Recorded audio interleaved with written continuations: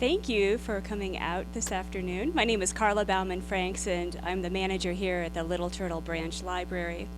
About a month or so ago, Mr. Hackley approached me about his new book, and he asked if we might have an interest in him coming to the library and sharing information about his book and his research.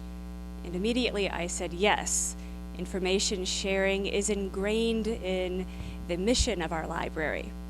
And when it comes to sharing information that is not commonly known or not talked about very often, I got excited, and that is exactly what we want to happen in our libraries. Eric Hackley is a regular contributor to Frost Illustrated here in Fort Wayne, and he's the author of the book Kikianga Blacks: War on History and Slave Mentality. His interest in exposing institutionalized distortion of history, I know, will leave us all enriched and inspired by this. One high school history teacher said to me, Eric, you have to realize that today there's just so much more history that has been added to our history books. And I said, I agree, but the beginning of our history hasn't changed. But what has changed is how we are depicted and how we've been just deleted from our history.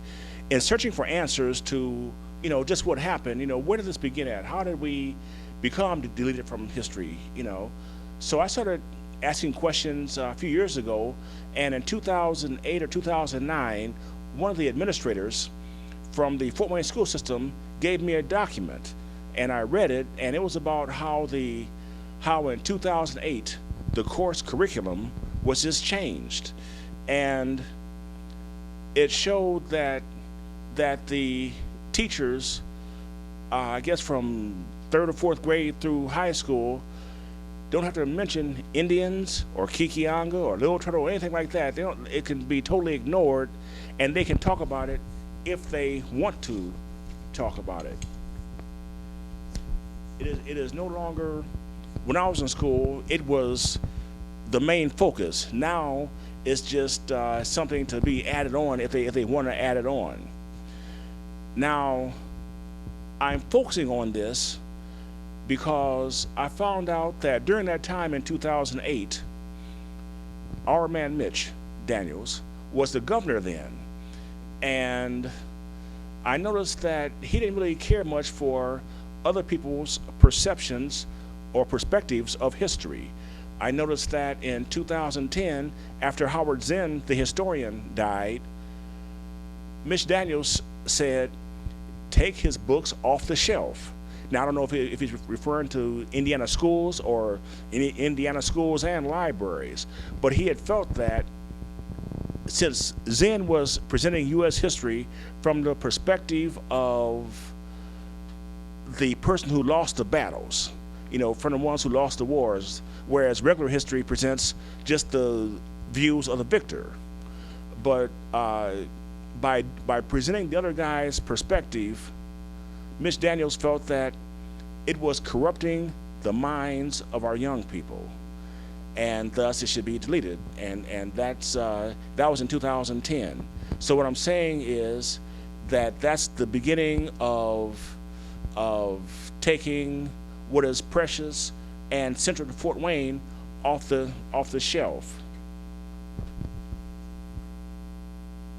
So recently, about 2 days ago, in fact, I was watching the news, and I noticed that Governor Pence is now going to do his thing with education. He's going to reform the core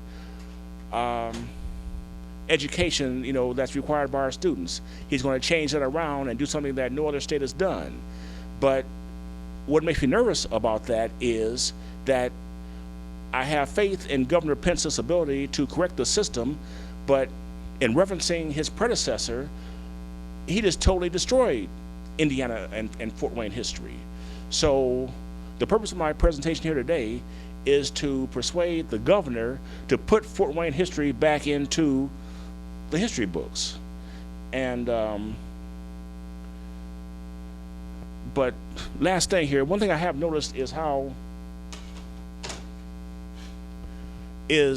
that anymore people don't have an appreciation for Fort Wayne history, Kikianga history, Chief Little Turtle, and I was trying to find out why does that illiteracy exist, and it's because we have a generation now that they weren't taught this stuff.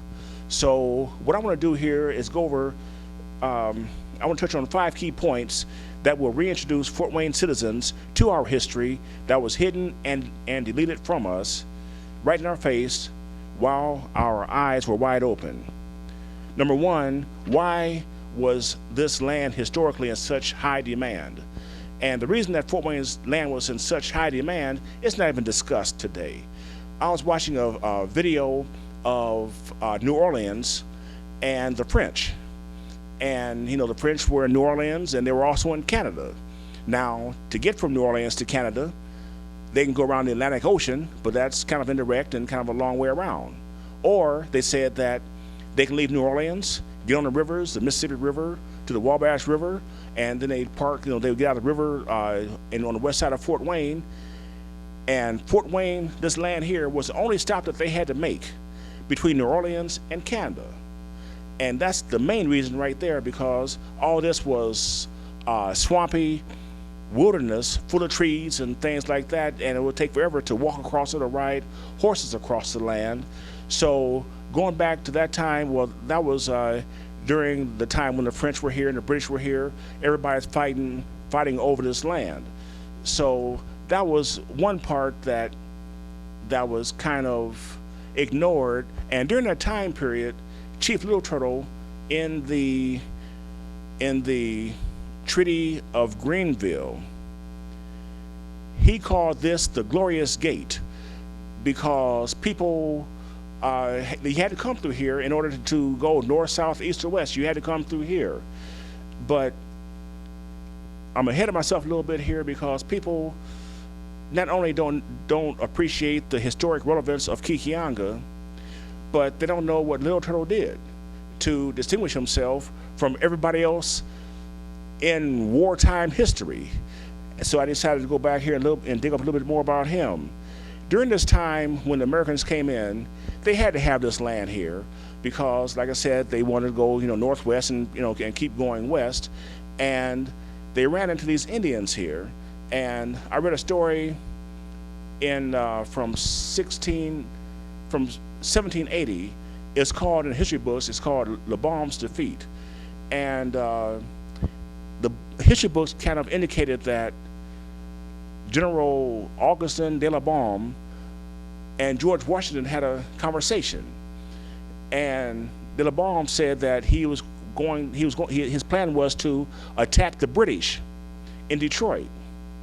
And George Washington said, well, I don't have a problem with that, but on your way to Detroit, stop by Kikianga and kill the Indians and burn the village.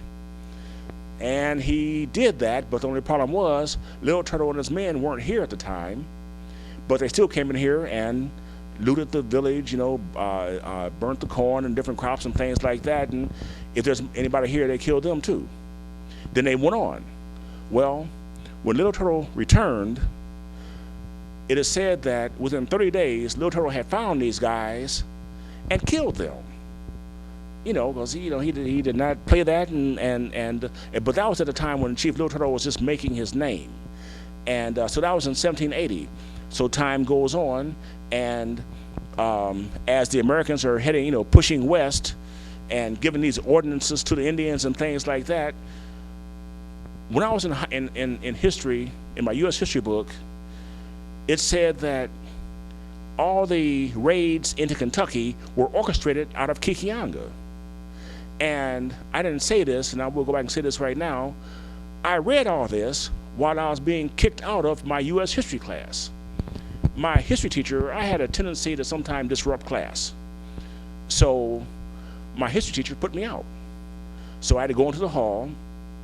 And after sitting in the hallway for a couple of days and nothing to do, because while I was in the hall, I didn't go roaming the halls because you get kicked out of school for doing that.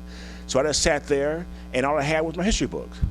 So I had nothing else to do but start reading my history book and start looking through my history book. And as I'm just nosing through it, I found it interesting that Little Turtle was in the first few pages of the book, and and it was all about George Washington and Little Turtle.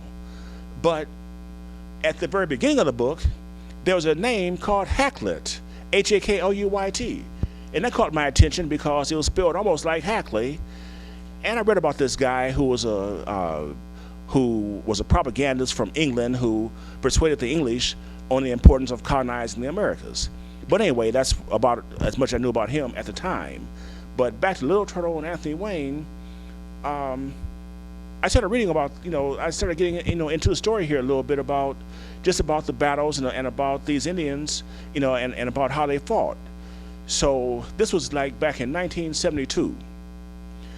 So I graduate, and a few years go by. I'm at IU, Purdue here in Fort Wayne. Then down in Indiana State, Roots comes on TV.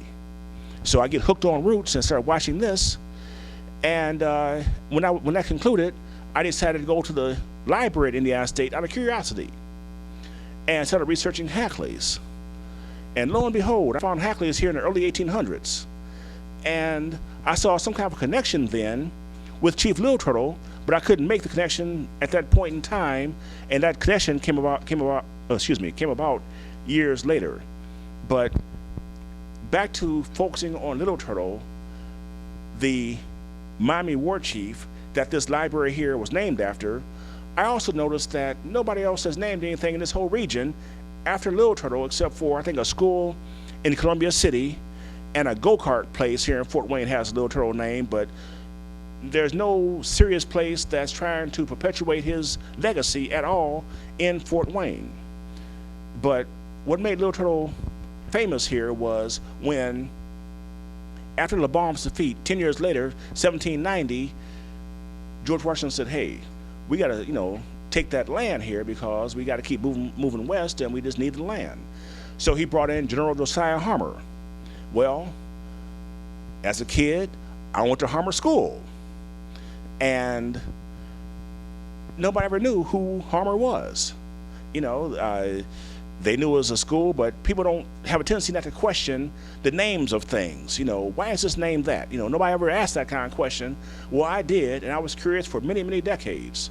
So I come to find out that General Josiah Harmer, was the first general ordered by George Washington to come to this land here and kill the Indians and burn the village. Now, I found it interesting that they always came here to attack in October or November, so that the Indians that they didn't kill, just by burning the food and destroying the crops, they would starve to death throughout the winter. And you see right now how Fort Wayne's winters are. They can kind of go on, and if you don't have any food, you might starve to death. But Harmer's defeat, when that happened, that was the worst defeat ever that the Americans faced against the Native Americans, the European Americans. I don't know, it's kind of hard to really, you don't know what to call them yet, because a lot of folks feel that terrorist is a little bit too tough of a term to use. Nevertheless, Harmer's defeat was the worst defeat that the Americans had suffered. And that record, ironically, lasted 1 year. Because the following year, when George Washington said, hey, this ain't gonna work, so he brings in Major General Arthur St. Clair. So St. Clair comes in, and George Washington warned him about Little Turtle, and St. Clair said, don't worry, I got this. Well, that battle resulted in the worst ever defeat at the hands of the Indians. Now, what I find most interesting about St. Clair's defeat is that is the #1 all-time losses of people dying, being killed, American soldiers being killed fighting Indians. But the #2 battle got movies and has all the recognition that everybody knows about. It's called Custer's Last Stand.